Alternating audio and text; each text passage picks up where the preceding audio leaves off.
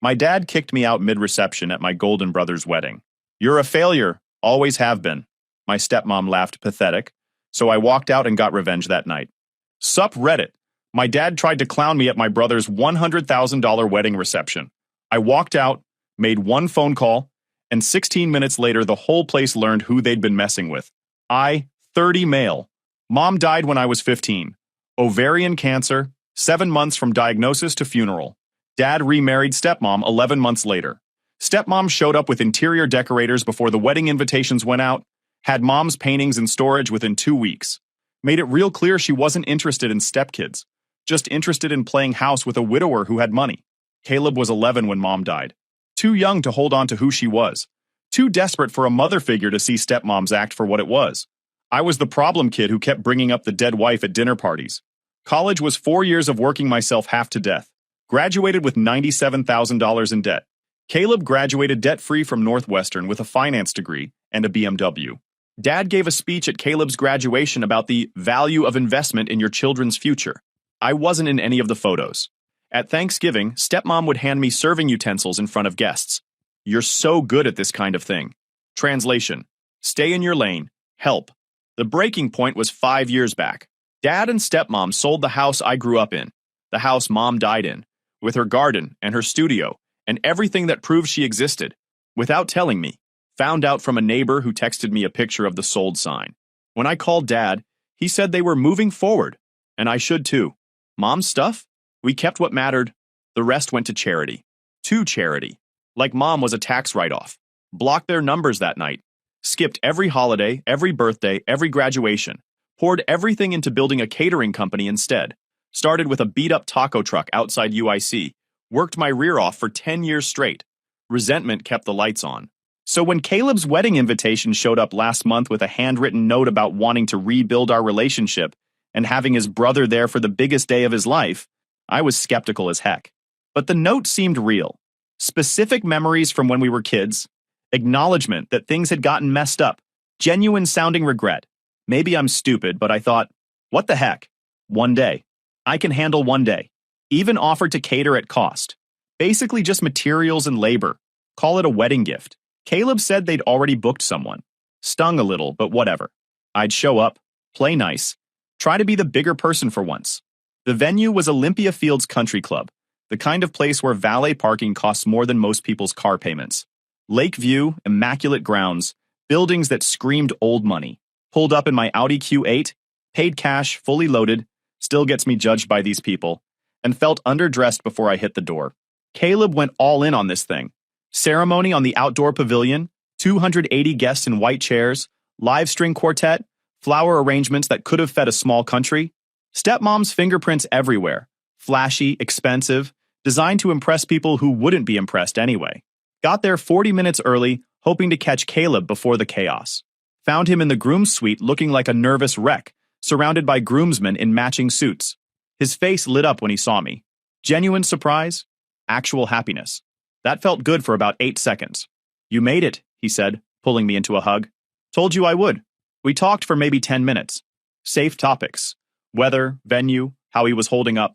His groomsmen made polite conversation, but mostly seemed confused about who I was. Nobody introduced me as his brother. When I asked about seating, Caleb got vague. Just checked the cards outside. Found my name card during cocktail hour. Table 17. I stood there holding that little card with my name printed on it, doing the math. Walked the room counting tables, adding it up in my head. Tables 1 through 8, front and center. Dad, stepmom, stepmom's parents, Caleb's in-laws, the VIPs who mattered. Premium real estate, best view in the house, close enough to hear every speech without straining. Tables 9 through 12 were Caleb's college friends and work people.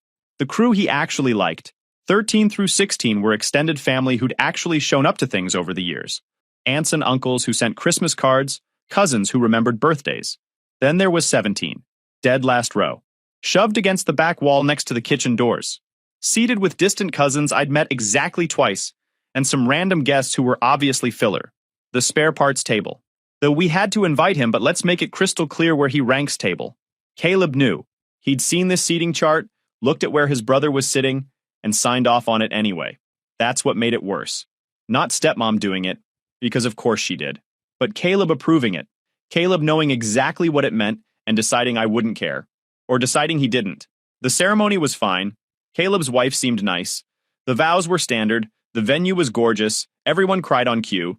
Picture perfect. Cocktail hour was a different beast. I spent 40 minutes floating solo, nursing a drink I didn't want, pretending not to notice the way people kept doing that polite double take when they realized I wasn't standing with family. You could see it in their faces. That brief confusion, the mental recalculation of who I was and why I mattered so little. Stepmom worked the room like she was campaigning for mayor, making sure everyone knew how perfect everything was, how much thought went into every detail. She saw me once near the bar, and I watched her face do this thing, this micro expression of disgust, like she'd just noticed a stain on expensive fabric. Then she pivoted 90 degrees and glided toward a cluster of women in designer dresses, laughing too loud at something that probably wasn't funny. Dad was already deep into the whiskey, that booming laugh of his getting louder with each round. The kind of drunk where everyone's your best friend until they're not. I stepped outside for air, needed a minute away from the performance. That's when I saw them. 4 white Sprinter vans in the service lot, Heritage Events Catering, printed clean across the sides. Heritage. I knew those vans. Bought them 8 months ago when we acquired Heritage after the owner retired. They'd been folded into Summit Catering's fleet, kept the Heritage branding for legacy clients who'd booked under the old name. My vans, my company, my crew inside right now plating food for 280 guests who had no idea. Called my operations manager, kept my voice level. Boss, what's up? Quick question. We have an event at Olympia Fields today? Yeah, big wedding. Heritage booking from like 9 months back. Why? I'm at that wedding. Dead silence. Then a laugh that cut off fast. Wait, seriously? That's your family? Apparently. You need anything? Nah, just confirming. Thanks, man. Hung up and stood there staring at those vans. I went back inside, that information filed away in the back of my head, wondering if tonight would make it relevant. Speeches started around 8:30. Caleb's best man told a Vegas story that probably sounded funnier in his head. Stepmom's dad gave a toast that was basically a flex about venue costs and investing in your children's happiness. The guy went on for 10 minutes about square footage and imported marble like he was pitching a timeshare. Then Dad stood up, and my stomach dropped. He was wrecked. Not tipsy, not buzzed, full-on sloppy drunk. Gripping the mic stand to stay vertical, slurring words, swaying like he was on a boat. Started rambling about family, legacy, how proud he was that Caleb had made something real of himself. He emphasized real, like he was reading from cue cards, Stepmom wrote. Some people never figure it out, he said, scanning the room with glassy eyes. Some people waste their potential on pipe dreams. His gaze landed on my table for a split second. Some people never grow up. Half the room nodded along like this was wisdom. The other half looked frozen, staring at their drinks. He kept going. 10 minutes of barely coherent rambling about responsibility and success and making your family proud. Every third sentence felt aimed at me. Passive-aggressive digs wrapped in motivational speaker bullshit. The kind of speech that sounds inspirational until you realize it's character assassination with a backdrop of string lights and centerpieces. The cousins next to me were suddenly fascinated by their phones. Finally, he wrapped up, stumbled back to his seat, and my jaw unclenched. Figured that was the worst of it. Then Dad set the mic down and started walking, straight toward me. One of my cousins noticed first, her eyes going wide. Then the people at tables 15 and 16 turned to watch. By the time Dad made it halfway across the room, heads turned in a wave, like watching a car accident in slow motion. Everyone knew what was coming. Nobody could look away. Look who decided to show up, he announced, loud enough for 50 people to hear. I stood up, partly instinct, partly because I didn't want him looming over me. Hey, Dad. Don't hey, Dad me. He jabbed a finger at my chest, but missed by 3 inches, his coordination shot. You think you can just waltz in here after years of nothing? The cousins at my table suddenly had urgent text messages to answer. The marketing guy found somewhere else to be. Caleb invited me, I said, keeping my voice flat. I came because he asked. He rambled about me being an embarrassment, about not being part of the family. 3 neighboring tables had gone dead quiet. Conversations dying in waves as people tuned into the show. Dad was swaying on his feet, pointing at me like I'd personally insulted him just by existing. The DJ had stopped the music. That's how bad it was. Even the guy paid to keep things moving knew when to let the train wreck play out. Okay, I said carefully. I am leaving. Dad kept going, but then Stepmom materialized like she'd been hovering nearby. waiting for her cue. That same calculated smile, that same shark-eyed assessment. She was feeding off this. Good idea. Stepmom's smile didn't waver. Then, because she physically couldn't help herself, by the way, how much are you making these days? With your little restaurant thing? My little restaurant thing. Like I was running a lemonade stand. Several people at the neighboring tables heard that. A few looked away, embarrassed for me. One woman actually winced. Stepmom's smile never flickered. I do fine, I said. I'm sure you do. She looked me up and down, gaze lingering on my suit, a $3,200 custom piece I'd had made last year. That's a nice suit. Did you rent it for today? And that was it. That was the exact moment I decided they could solve their own catering problems. You know what, stepmom? You're absolutely right. I should go. I walked straight through the reception hall, past the dessert station my crew had spent 12 hours prepping, past the tables still eating food my company had cooked, past all 280 guests who had no idea what was about to happen. I could feel stepmom still smiling behind me. Hit the parking lot with my hands shaking from pure adrenaline. Got in my car and called my operations manager. Hey, Pull the team. All of them. Right now. Dead silence. Boss, we're mid-service. Dessert hasn't even... I know exactly where we are in service. Pull them anyway. Pack everything and get out. This is gonna blow up. You understand that, right? Yeah, it is. This is my family's wedding. They just made it crystal clear I'm not welcome. So neither is my company. You've got 20 minutes. I could hear him processing this, probably calculating logistics and damage control simultaneously. You're the boss. But for the record, this is going to be a disaster. Good. Make sure everyone knows. This is on me, not them. Nobody's getting fired or written up for following a safety protocol. Actually, tell them they're all getting bonuses for handling a difficult situation. You serious? Dead serious. Now move. I hung up and leaned against my car, watching the service entrance. My heart was hammering. Part of me couldn't believe I was actually doing this. The other part couldn't believe I hadn't done it years ago. Heritage contracts have a clause I wrote in 2019 after a groom's dad took a swing at a server. Hostile work environment provision: if ownership gets physically or verbally threatened at an event, we can pull the crew and walk. My legal counsel said it was solid if we had proof. Security footage, witness statements, that kind of thing. The thing about heritage weddings, they're full service.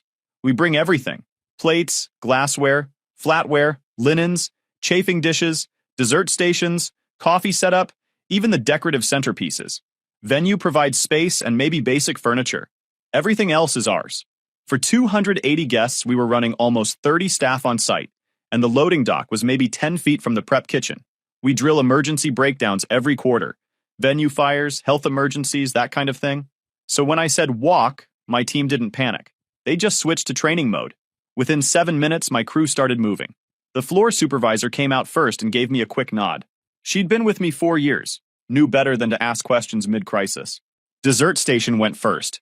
Chocolate fountain and 60 individual plated desserts my pastry team had spent 12 hours on. The wedding cake, a 4-tier vanilla masterpiece with hand-piped sugar flowers, got wrapped and loaded like we were extracting state secrets. Then the espresso bar, the late-night snack station that hadn't even been unveiled yet. Every piece of equipment we'd brought. Linens, flatware, the decorative centerpieces, all of it. People definitely notice servers hustling past with carts and equipment, but at a place like Olympia Fields, staff are always moving. Nobody's thinking catering just dipped. They're thinking, oh cool, dessert prep, or must be switching setups for dancing. The band was playing, speeches were wrapping up, everyone's attention was locked on the front of the room where Caleb was thanking people for coming. By the time anyone realized the dock was empty, the trucks were already halfway to the highway. We left them awkwardness. Took 16 minutes total. 16 minutes to dismantle a $35,000 catering setup and disappear. Watched the last van pull out, then walked over to the venue manager's office. She was doing paperwork when I knocked. Looked up confused, but not alarmed yet. Can I help you? Yeah. Need to leave this. I handed her my business card, the one with my name and CEO Summit Catering printed across it. Have the father of the groom call my legal counsel if there are questions about tonight, or the lack of service. Her confusion deepened. She looked at the card, then at me, then back at the card. I'm not sure I understand. You will in about 10 minutes when someone asks why dessert's not happening. Have a good night. Got in my car and drove home, phone already lighting up in the cup holder. Ignored it, put on Foo Fighters, cracked the window, enjoyed the drive back to the city. Behind me, Based on what I heard later, absolute chaos. Venue manager went to check on dessert around 9:45 and found an empty prep kitchen. Guests started asking questions. Someone noticed the catering vans were gone. Caleb came looking for me, found my seat empty. Stepmom had a complete meltdown when she realized what happened. Started screaming at venue staff like they'd personally stolen the food. Dad was too intoxicated to understand until someone spelled it out. Your son owns the catering company. Your son just left. So did all the food.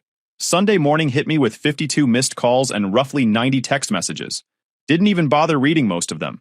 Made coffee, took my German Shepherd Max to the park, came back and started damage control. Caleb's texts were pure panic. What did you do? Everyone's losing it. Dad's threatening lawsuits. You ruined everything. Dad's texts were exactly what you'd expect. You're finished. I'm taking everything you have. You'll be working fast food by Christmas. Stepmom's texts were a masterclass in manipulation. I always knew you were selfish. Your mother would be ashamed.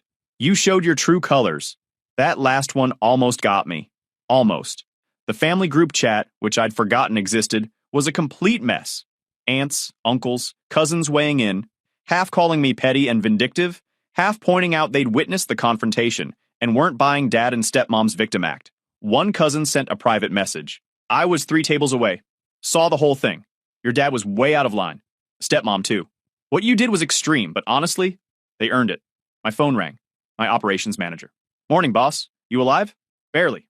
How's the team? Confused as heck. Worried about their jobs. Nobody's losing their jobs. This is on me. Make sure everyone knows. And tell them bonuses hit Friday for handling an emergency situation professionally. You sure about that? Completely sure. Spent the rest of Sunday drafting an email to my legal counsel.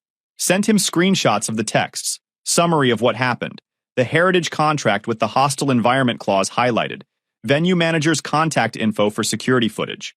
He called an hour later. The clause is solid if we can document what happened.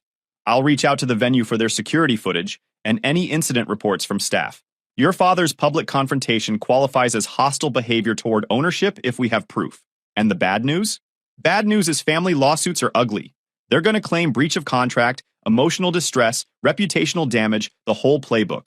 This could drag for months. Even if we win, it'll cost time and money. Let them try. I'm not backing down. Figured you'd say that. I'll draft a response. The venue manager called Monday morning. Professional but clearly stressed. I need to understand what happened Saturday. My stepfather and stepmother created a hostile environment at the event. I exercised my right to terminate services under the contract. I see. We have security footage from the reception. Would you like me to forward that to your attorney? That'd be great. Thanks. Off the record? Her voice dropped. I watched some of it. Your stepfather was extremely intoxicated. The confrontation was uncomfortable. Staff wrote incident notes because they were concerned about potential violence. I understand why you made the call you made. Small victories. By Tuesday, word had spread through Chicago's catering scene like wildfire. My phone wouldn't stop. Vendors, planners, even competitors calling to gossip or offer weird support. Most reactions were positive. Nobody should take that kind of disrespect. Good for you for standing your ground. Some were critical. Could have waited until after the wedding. That's someone's wedding day, man. I didn't engage with the critics. I'd spent years swallowing my pride, accepting scraps, being the bigger person. Where'd that get me? Table 17 and an intoxicated stepfather calling me an embarrassment. Wednesday, my legal counsel forwarded me a letter from Dad's attorney. 11 pages of aggressive legal theater. They wanted full refund of the $22,000 deposit plus $75,000 in damages for willful sabotage and intentional infliction of emotional distress. His response was surgical. 6 pages. Every sentence backed by contract language or case law. He detailed the hostile behavior, Dad's intoxication, his public confrontation, stepmom's condescending remarks. Referenced the termination clause verbatim. Attached written statements from venue staff who witnessed the scene. Included time-stamped security footage showing Dad approaching my table aggressively, clearly intoxicated. The venue footage was damning. Showed Dad stumbling toward my table, gesturing wildly, clearly not in control of himself. Showed stepmom's calculated smile and her body language when she made the income comment. Audio was rough, but you could make out tone and aggression. You could see nearby guests turning to watch. See the exact moment people realized this wasn't playful family banter. Thursday night, Caleb called.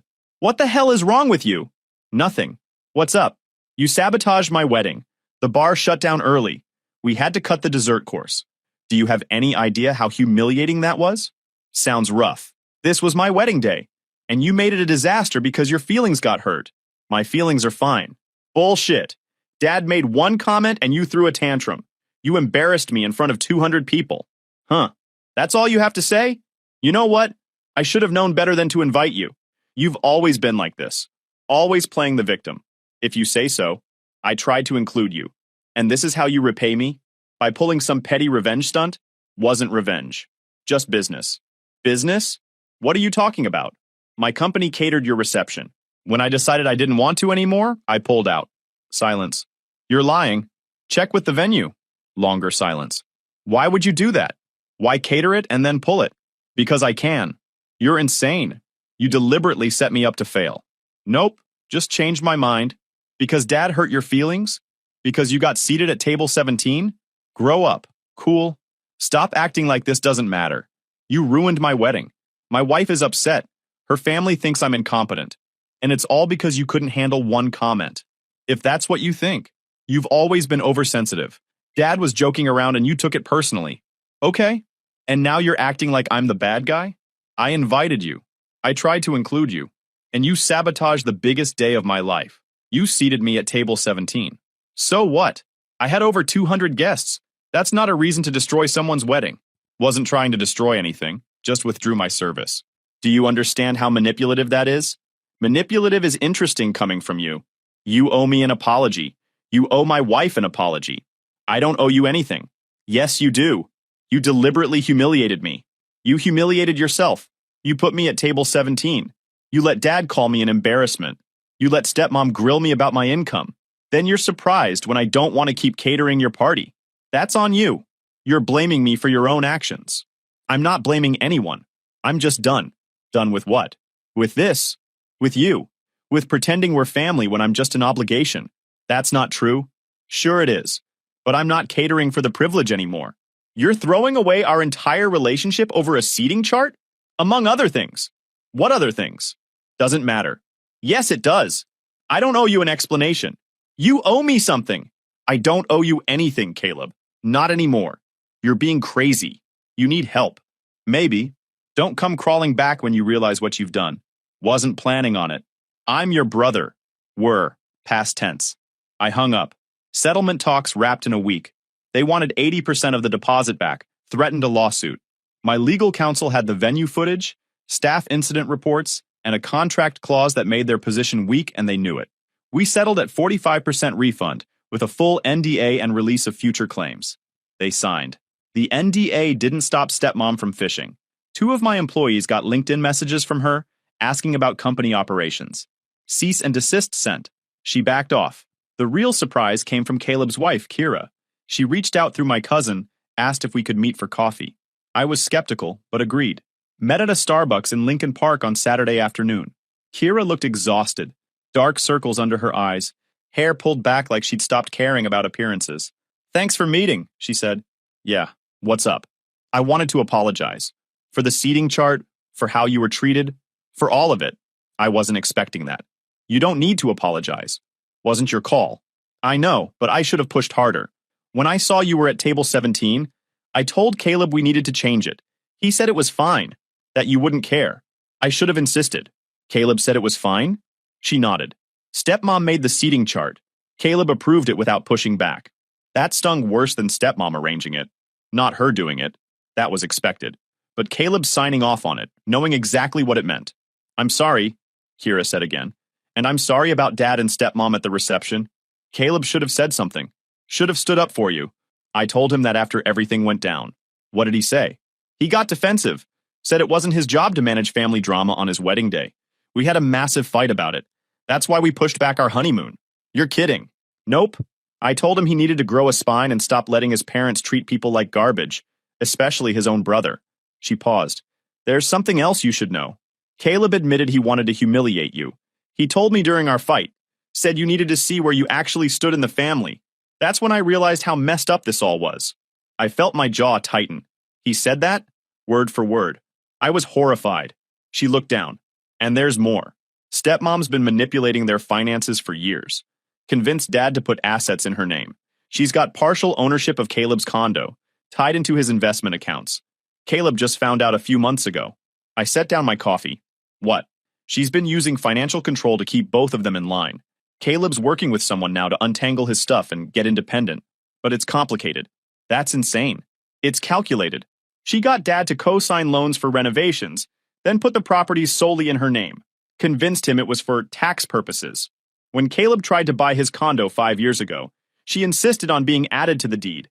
He didn't question it, because she made it sound like standard family stuff. We talked for another half hour. She asked about my business, seemed genuinely interested, told me about her work as an ICU nurse. She was solid people. Caleb had picked well, even if he'd screwed up everything else. We're planning something small in a few months, she said as we were leaving. Just close friends and family who actually give a darn about us. I'd like you there, if you're comfortable with that. I'll think about it. That's all I'm asking. 3 months after the wedding, things had leveled out. Business was crushing it, and I'd hired a VP of operations to handle day-to-day, while I focused on growth strategy. Dad never apologized, never reached out. Heard through family that he and stepmom had separated. Financial stress had finally cracked their perfect facade. They'd listed the house, were downsizing. Caleb and I had started having lunch every few weeks. Nothing deep, just checking in. He was working on setting boundaries, standing up for himself more. Still had a long way to go, but at least he was trying. Then on a Tuesday afternoon in November, my phone rang. Unknown number. Almost let it go to voicemail, but something made me answer. Hello? Is this about the catering for Saturday? A woman's voice, shaky, trying to sound composed. Depends. What event? The retirement party at Meridian Banquet Hall. Your company is supposed to cater it. 300 guests. It's in 4 days. I pulled up our schedule. Nothing for Meridian on Saturday. Ma'am, I don't have anything on my calendar for Meridian this weekend. What? No, that's impossible. I booked this 6 months ago. I have the contract right here. Heritage Events Catering. That's your company, right? Heritage. Old contract from before the acquisition. Heritage is part of our company now, yeah. What's the confirmation number? She read it off. I had my operations manager pull the file while she stayed on the line. 2 minutes later, he sent me the details. The event had been canceled 4 weeks ago. Deposit refunded per customer request. Ma'am, according to our records, this event was canceled on October 15th. That's impossible. I never canceled anything. Do you have access to the email account that was used to book this? Long pause. It was my husband's email. He handled the booking, but he wouldn't cancel without telling me. Something in her voice clicked. Is your husband named Rick? Another pause. Longer this time. How did you know that? Chicagoland event circles aren't that big. Same venues, same planners, same country club crowd. And stepmom had been shopping her party planning business around these suburbs for years. Of course, it eventually hit my inbox. Ma'am, is stepmom also involved in this event? She's my party planner. She said she'd handle all the vendor coordination. She confirmed everything was set last week. I spoke with her yesterday, and she said, her voice broke. Oh my goodness. She canceled it, didn't she? Stepmom canceled my caterer. I pulled up the cancellation request. Email came from stepmom's business address. Refund processed, October 18th. Ma'am, the cancellation came from your party planner's email. Refund went through 3 weeks ago. Dead silence. Then quietly, that woman. Later, I found out stepmom had been playing games with her clients' vendors, canceling and rebooking to make herself look essential. This time, her backup fell through and she was stuck. My number just happened to still be on the old Heritage contract. I should have hung up. Should have let her figure out her own problems. Told her to call stepmom, wished her luck and moved on. But something in her voice reminded me of my mom. That same trying to hold it together while everything falls apart tone. How many guests are you expecting? I asked. 300. It's my husband's retirement party. 40 years at the firm. Everyone's coming. Partners, clients, family. We sent invitations months ago.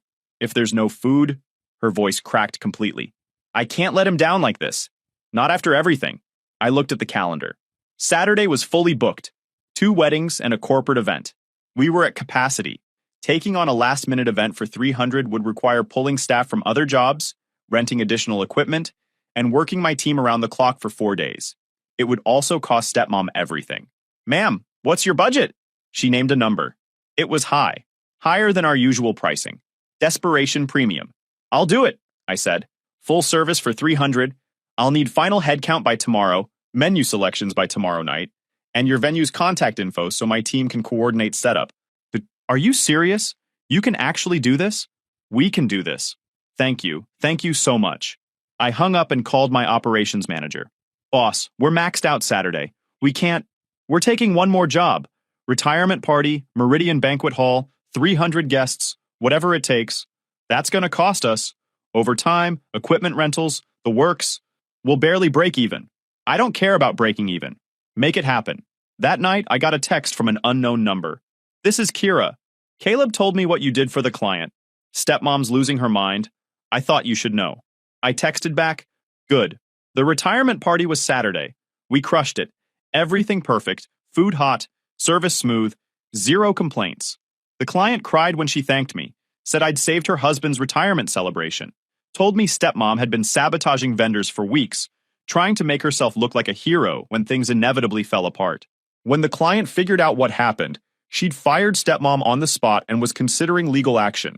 I sent her a bill for exactly what she'd quoted me. No upcharges, no last-minute fees, no desperation premium.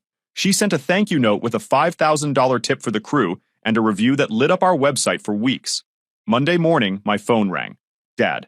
I stared at the screen for a solid 30 seconds before answering. Yeah? I heard about the retirement party. His voice sounded different, smaller, tired. Stepmom's pretty upset. Good. Look, I know things between us are bad. I know I screwed up at Caleb's wedding, but stepmom's in real trouble. She's losing clients. People are threatening lawsuits. Her whole business is falling apart. And you're calling me because? Because I thought maybe you could talk to the client. Smooth things over. You know, for family. I actually laughed. You're asking me to help stepmom. The woman who spent a decade treating me like garbage. The woman who asked how much I make at Caleb's wedding, while you called me an embarrassment. I was intoxicated. I didn't mean, yeah, you did. You meant every word. And now stepmom's facing consequences for her own actions, and you want me to fix it because suddenly we're family again. I'm asking you to be the bigger person. I was the bigger person for 10 years, Dad. Sat at table 17 and took your speech and stepmom's insults and smiled through all of it. Where'd that get me? Silence. You know what stepmom did? I continued. She deliberately sabotaged her client's event so she could swoop in and save the day. The retirement party was just the one that blew up in her face. So no, I'm not smoothing anything over. I'm not making calls on her behalf. I'm not being the bigger person anymore. I'm asking you to help your family. My family seated me at table 17, Dad. My family called me a failure in front of 280 people. My family sold my mom's house without telling me and donated her stuff like she was a Goodwill run. So forgive me if I'm not feeling particularly helpful. Your mother would want... Don't. My voice went cold. Don't you dare tell me what my mother would want. You moved on from her in 11 months. Married stepmom, let her erase every trace of mom from our lives, and played favorites with your kids like I didn't exist. You don't get to use mom's memory to manipulate me now. Long silence. Then, quietly. I'm sorry. For all of it. I should have been a better father. Yeah, you should have. Is there any way we can fix this? Any way back? I thought about it. No. I understand. And Dad? Tell stepmom she's on her own. She made her choices. She can live with them. I hung up. Caleb texted. Dad called me crying. Said you wouldn't help with stepmom's situation. Good. She earned every bit of what's happening. Kira left me. Said I chose the wrong side too many times. She moved out last week. I'm working on being better. It's gonna take time. Kira sent a separate message. Filed for divorce yesterday. Told Caleb I couldn't watch him enable that woman anymore. Getting my own place in Wicker Park. Starting fresh. Thanks for showing me what standing your ground actually looks like. I replied, good for you.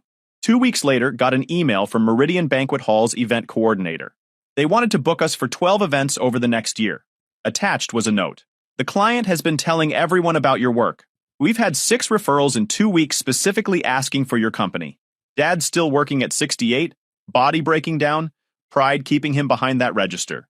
Stepmom's stocking shelves at Target, living in a studio apartment she can barely afford. Caleb's divorce is getting ugly. Kira's lawyer is going for the throat on asset division. Turns out enabling toxic people cost you the good ones. Me, running a multi-million-dollar company. Meridian contracts locked in. Referrals flooding my inbox. The retirement party client sent 3 more corporate accounts my way. They wanted me invisible at table 17. I made myself unforgettable. My phone rang. New client inquiry. Summit Catering, this is name. Back to work. If you enjoyed this video, please hit that subscribe button. It really helps the channel and help us bring you more and better stories. Thanks.